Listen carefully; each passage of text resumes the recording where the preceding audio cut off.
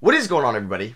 How's everybody doing today? So you guys really enjoyed the last two videos on the channel, and a lot of you guys said in yesterday's video that you wanted to see my reaction to Stephen A. Smith's reaction of European players before and after the NBA draft. Now, I'm pretty sure the thumbnail had to do about KP. I'm seeing Luka's name on the screen now, so I know those two players will be in it. I'm interested to see who the third player is. Maybe it's Mario Hezonja.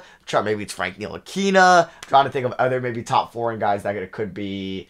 Dario Saric, probably not him. 2016, maybe Dragon Bender's in here. 2017, really the only, I guess, top pick that was a foreign player was Ntilikina, and then 2018 you had Luka, and that was pretty much it in the lottery from what I remember, what I'm trying to think of right now. But yeah, let me know if you guys enjoyed these videos by dropping a thumbs up. I really appreciate the support on the last two videos, and then I'll try to do, I think there was multiple other videos like this we could do, because you guys are loving the nostalgia throwbacks, and so am I. It's really interesting and just cool to see what these guys were on draft night, and to remember how it used to be when they got drafted, and how it's different now, either for the better or for the worse for some of these players. So, yeah, let's get into this, and let's see what Stephen A. Smith has to say. Oh, and also, I hope I don't get copyrighted. I'm doing the green screen this video. A lot of you guys wanted to see it. I don't think the guy who made this video, Balling and Talking, will copyright me. It just, I guess, matters on ESPN or any of these other stuff. So, yeah, let's get into this. Is going to be the #1 overall pick, but it's incredibly important. Phoenix Suns don't mess this up. He's right there in Arizona. He's right down the road. You need a box office attraction who can flat out. I do remember this. I do remember this. Size, the athleticism, and the combination of all of those things with his gifts that you simply can't teach. I don't give a damn about how this kid in Europe. Sorry if it's really low. That's just the guy's sound coming out of it. My speakers are almost on full volume. I'm trying to listen to it. But yeah, I've seen this before because I've seen his reaction on Luka Doncic, and he goes, I don't care about the kid from Europe. I understand he's a 6'8" point guard. He's surreal. He'll probably be the #2 overall pick. But if it were anybody else, of course you take those things into consideration. But in Phoenix, considering the level of ineptitude that they have raked that city with in terms of its basketball product that they put out on the floor, DeAndre Ayton, there is nothing to think about. There is nothing to talk about. There is nothing to debate. There is absolutely nothing to consider. You have to take DeAndre Ayton with the #1 overall pick because you are the Phoenix Suns. Anybody else, you can debate it, you can throw it up in the air. But my God, what they have been subjected to in terms of their basketball product since the days that Steve Nash and Mike D'Antoni left. I mean, come on. You've got to take this kid #1 overall. If I'm the Phoenix Suns, I change my phone line. I cut it off. I don't talk to anybody. I'm not answering anybody. I'm not entertaining anything, Max. I'm taking DeAndre Ayton. I'm not even talking to anybody about it.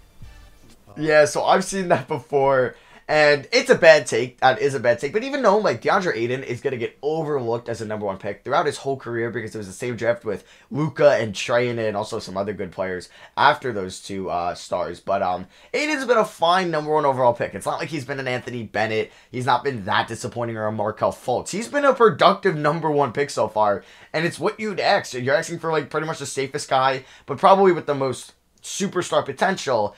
And maybe it's a center who can't shoot in today's NBA. You really weren't going to find that. But, yeah, a lot of people think that I hate on centers who can't shoot. I don't. I just don't think they're as valuable as centers who can shoot, and I wouldn't waste high picks on them. But I digress, you know, the Pistons pick. But Aiden's been fine as a #1 pick. It's just Luke has been in another stratosphere good. But, yeah, I guess that's a bad take by Stephen A. Smith, I guess. Want to see the Rookie of the Year? It ain't DeAndre Ayton in Phoenix, regardless of what happened when he dropped 23 and 18 last night in Boston. It's this kid, Luka Doncic. That's who it is. The Rookie of the Year to be. This kid is special. This kid is sensational. He really, really is. Just 19 years of age. First they found Dirk Nowitzki 20 years ago, and now they found this kid. This kid is special. It's crazy. Oh, baby, here we go.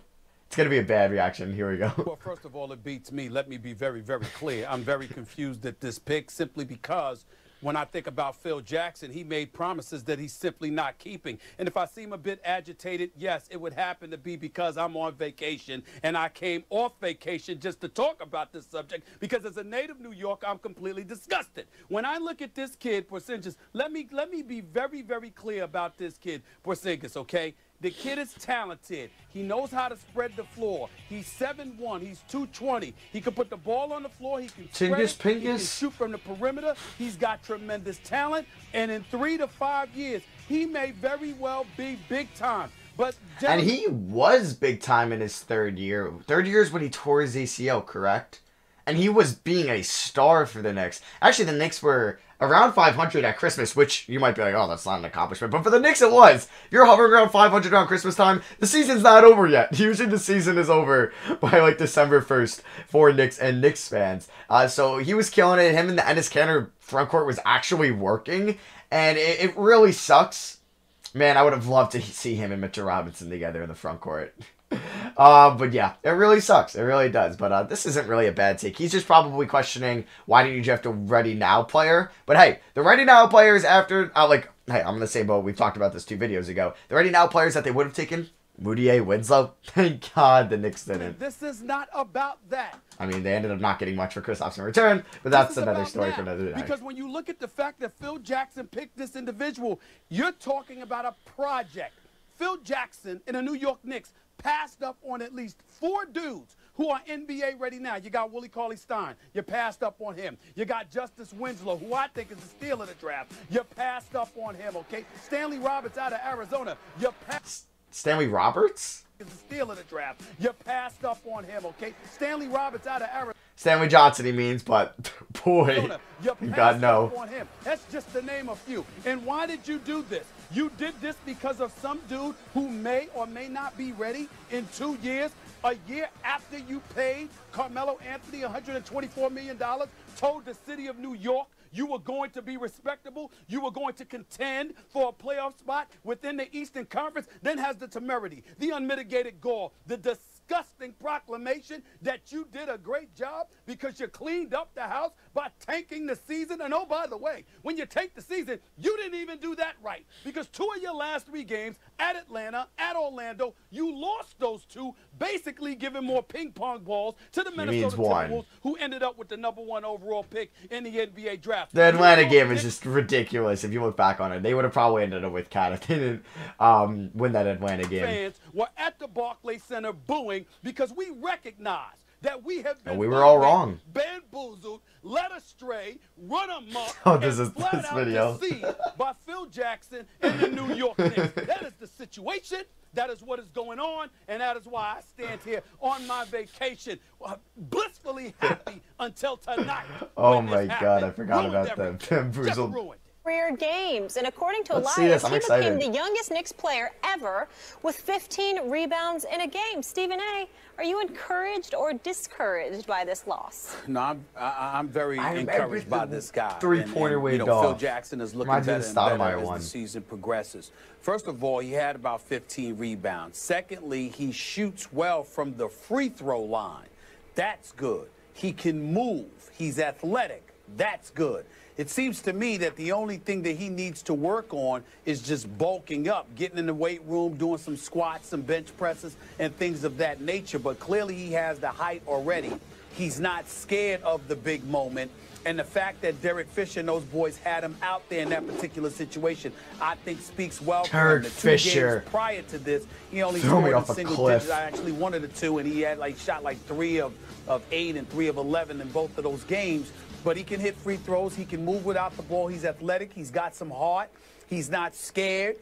There's a tremendous upside. And I like what I'm seeing from him. I'm pleasantly surprised. I must admit that. It looks like Phil Jackson did the right thing here with that #4 overall pick. It still remains to be seen because I'm watching Emmanuel Moutier do his thing. And I understand that, we got to look at Porzingis and give him some plus marks, because Carmelo hasn't been playing that great. He shot 12 of 25 last night, finished with 25 points, but he's shooting 30%, 34% from the field on the season and 20% from three-point range. He can do better. And once he starts doing better, assuming he continues to get healthier and do his thing, that should open things up for Porzingis even more. But I must say that I'm very, very impressed with what I have seen thus far. He's making a believer. Is that Lou Munson? I see Lou Munson. I see Jose Calderon out there. I see Robin Lopez. Oh my God, the Robin Lopez contract. The Bulls really saved the Knicks by doing that D-Rose trade. Skip, because you just heard so much about how he's going to be you know, a 3 to 4 year project, because I never saw him play before coming in to the NBA. But you see what he's doing right now, and he's validating the faith that the Knicks have shown in him, averaging, you know, 11-9 on the season as a rookie.